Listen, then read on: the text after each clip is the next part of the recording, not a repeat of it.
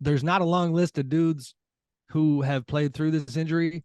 The one guy that has most famously is the one and only, the late, the legend Kobe Bryant A in the maniac.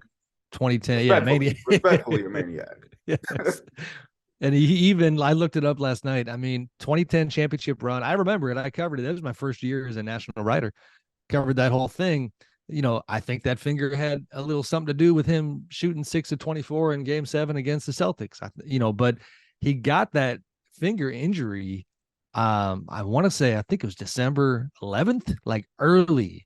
early, doesn't miss a damn game, doesn't miss any games at all. I think the next game he missed was February 6th from that point on. And later talked at the time, Lakers beat writer Kevin Ding, now with the Lakers, had chronicled how Kobe had, after that season, he had arthritis concerns, long-term concerns about the finger. So to your point, Vinny, just a guy who was cut different more than anybody else. So, do we think, I mean, I do think Fox will most likely give it a shot. We'll get more of a sense at practice today, but in terms of handicap and where this goes from here, how do you see it? It's so disappointing, man. You know what I mean? There is nothing more exhilarating as a viewer of NBA basketball for my entire life, or even as a journalist, than watching a young, exuberant team go after a champion. And not even has to be like defending champion, but just an established team. And I felt like the Kings were up to a challenge in a way. And I said it before the series started. I said, everybody angling to get to 6. You'll mess around and be in for a rude awakening, because I don't think this is going to be some easy win. You know what I mean? They're not some jobber. You know what I'm saying? Like, this is not, this ain't the BK Brawler or something like that in the WWF, like some dude that's just going to be out here taking a L. And I felt like with 2 of the last 3 games on their home floor, yeah, the odds still say the Warriors come up with something, right? But I'd rather see them get beat than something like this happen. And I'm not going to go Right. into, the litany of things, because health always is a concern in the playoffs. Luck is always something that occurs. But when you see the engine to this, and I didn't vote Fox, I think I voted Fox on my 3rd team, but I put Sabonis as 5th on my MVP ballot, right? Just I did because too. as a hub and everything running around him and Yep. stuff like that. But in this series, this is a De'Aaron Fox series. You know what I mean? He's the guy Oh yeah. that you're game planning for, I that you think he's have more of no a answer for. playoff star to be on this series. I think he's more like, if they actually want to get to the next level, it's like Sabonis is who he is, right? And I think there is limitations playoff wise, but what you're saying, I think like Fox will elevate them to the next level and was. Well, just the position he plays. You know what I mean? Like the position he plays, the speed, the advantage, the fact that it's a guard's game, and you're cutting his finger off. Like literally, you know what I mean? Like you're cutting a huge part of what he does off. And I think, he's a gamer. He'll try to play. They may, shoot it up or something like that. But dude, I tried to play on a broken wrist before. That ain't easy. I won't say that ain't easy. That's impossible. I didn't realize it was broken. I was playing on adrenaline until like 3 o'clock in the morning. I said, "Oh shit, this really hurts," and I went to Right. the hospital. And now you got 1 day between games. I mean, if they survive to game 7, you're talking 1 day, Wednesday, Friday, Sunday. There's no Yeah. way. I mean, how do you guys handicap it? That doesn't seem realistic, right? Is it just more shots for Well, Malik Monk? The one ultimate thing I will boy? say with this team from this year, it's a avulsion. They're calling it an avulsion fracture of his left index finger, which is different than a right thumb for a left-handed player, because Sabonis and Fox are both left-handed, so you'd prefer it on your right hand. But Sabonis got an avulsion fracture in his left or his right thumb this season, missed a game, came back. Well, what 3-4 days later, Sam? Yep. And really has not, like, I have not once He's this a season been like, different oh, bird. But it's also, I mean, the shooting hand thing. Like that's, yeah, no I hear doubt. you.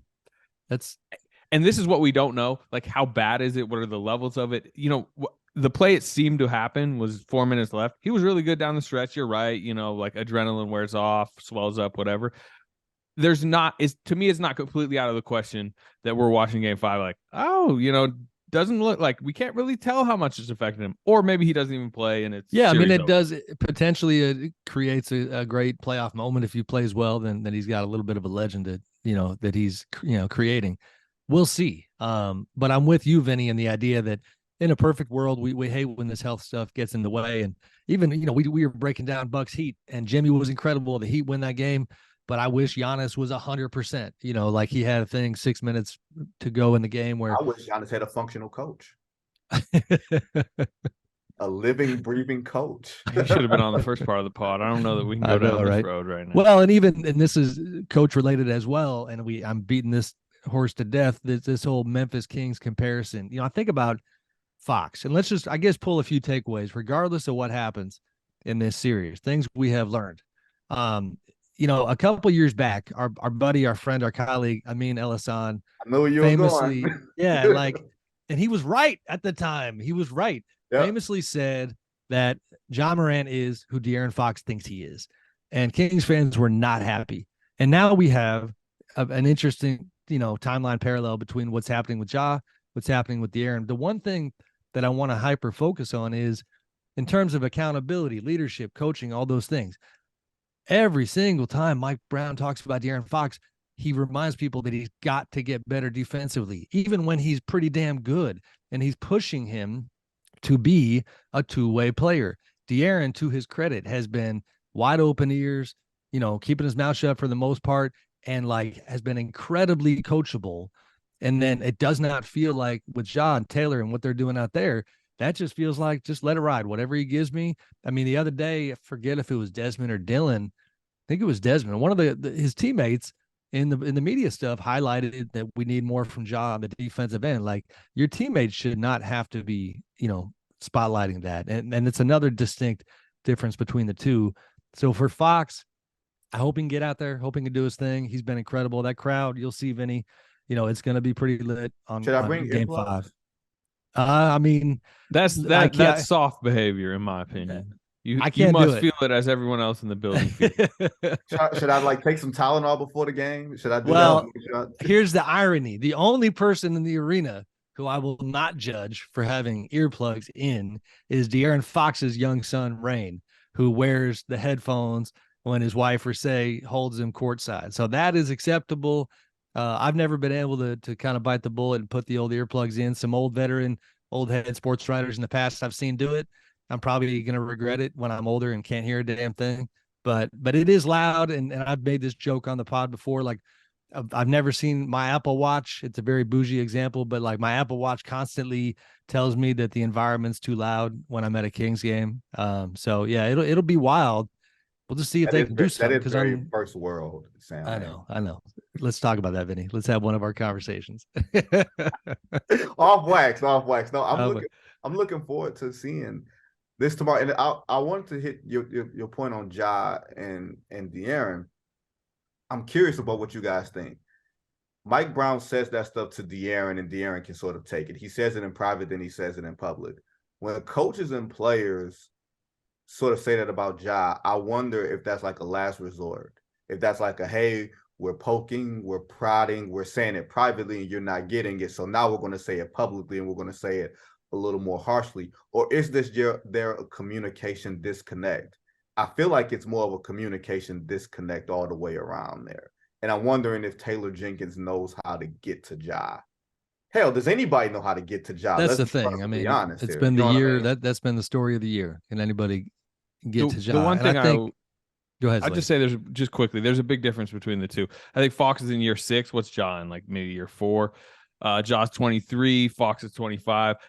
Fox has really experienced the basement of the league, several coaches, several failed situations. Yeah. I think he was finally at a point of his career hey, I want a coach to come in here and correct this because it has been so bad. Ja has experienced so much success early. I think that's led to hey, I'm already doing it right. Look at what I've already ascended to. So I think that's a bit of a difference. But isn't it creating potentially an identity crisis for their team in terms of planning, in terms of roster construction? Because you go to last year when the numbers were incredible in terms of how good they were without him. They're competing with the Warriors in the playoffs without him. That's the fork in the road that is unfortunate because they have such a talented team. But if they can't get, enough of that two-way mentality in Ja, then can all those pieces coalesce in the kind of way that they should? I don't know. Because I do think let's go ahead and handicap it. Let's say they bow out to the Lakers in this first round. Now you're in the off season. Every team, what do they do at that point? They reassess, where are we going? How does this look? And you have a superstar who is as box office as anybody in the NBA. That's, if you use that term, it's Ja Morant. But if they are not, merging those two things well enough, then I don't know what it looks like. It felt last year, guys, like Memphis was going to contend for the next 10 years, and maybe they still do. But I think it's a little bit on the knife's edge right now. Look, there are two players who've done real winning at that height. At that height, in that sort of slight build, right? Two guys in NBA history, just two, Isaiah Thomas and Steph Curry.